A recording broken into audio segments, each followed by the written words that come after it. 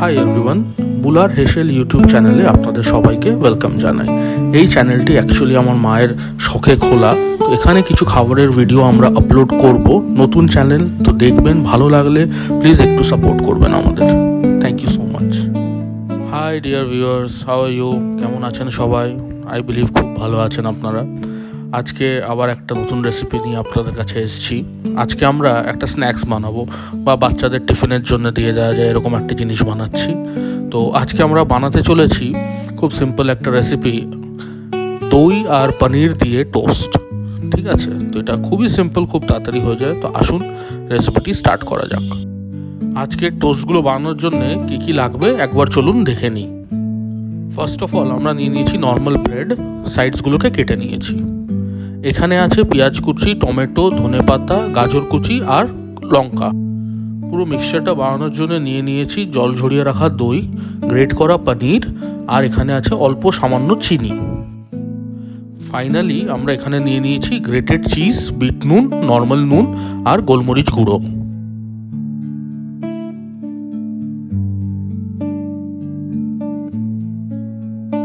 আপনাদের যা যা ইনগ্রিডিয়েন্টসগুলো দেখালাম সব এখানে একটি পাত্রে আমি ঢেলে নিয়ে মিক্স করে নিচ্ছি। খুব সুন্দর করে মিক্স করতে হবে যাতে এটা ব্রেডের মধ্যে আমরা স্টাফ করতে পারি।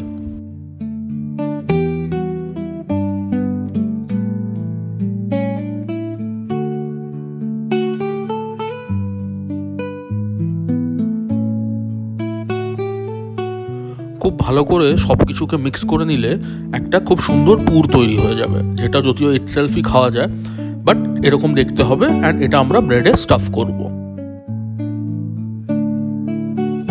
পুরটাকে ব্রেডে স্টাফ করার আগে ব্রেডটাকে কিন্তু আমরা অল্প করে জলে ভিজিয়ে নিচ্ছি। তাতে কি হবে, ব্রেডটা নরম হয়ে যায় আর স্টাফিংটা করতে খুব ইজি হয়। এভাবে আমরা যেভাবে স্টাফ করছি আপনারা এভাবেও করতে পারেন, তিন কোণাভাবেও করতে পারেন, অ্যাজ ইউ উইশ। স্টাফিং করে ব্রেডগুলোকে আলাদা করে রেখে দেব। এবার ফাইনাল পালা এটাকে টোস্ট করে নেওয়ার, বা প্যানে হালকা করে ফ্রাই করে নেওয়ার বোথ সাইড।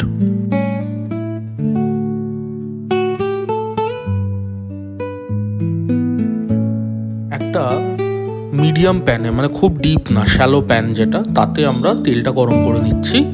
এই তেলে অল্প তেলে দুপাশ আমরা সেঁকে নেব অ্যান্ড এটাকে ক্রিস্প করে নেব বাইরেটাকে।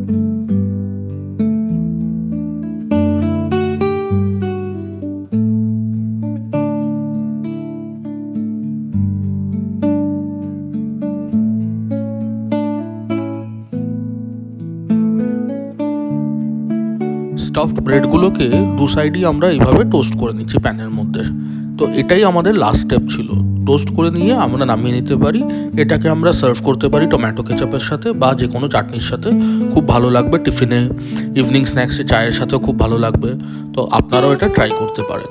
আর এটার এই যে স্টাফিংটা আছে, এই স্টাফিংয়ের একটা কাটলেট বানানো যায়, দহিকে কাবাব বলে সেটাকে। সেটাও একদিন আপনাদের নিশ্চয়ই দেখাবো। আসুন প্লেট করে ফিরে আসছি। আমাদের আজকের রান্নাটা কমপ্লিট হয়ে গেছে।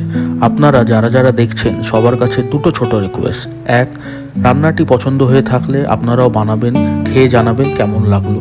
দুই, ভিডিওটি ভালো লেগে থাকলে কাইন্ডলি লাইক করবেন আর শেয়ার করবেন। আপনাদের যা যা ফিডব্যাক আছে, সাজেশনস আছে, সেগুলো কিন্তু কমেন্ট সেকশানে জানাতে ভুলবেন না। আপনাদের ফিডব্যাক থেকে আমরা নিজেদের ইন ফিউচার আরও বেশি ইমপ্রুভ করতে পারবো। আমাদের পাশে থাকবেন, সাথে থাকবেন এবং ভালো থাকবেন। Thank you so much.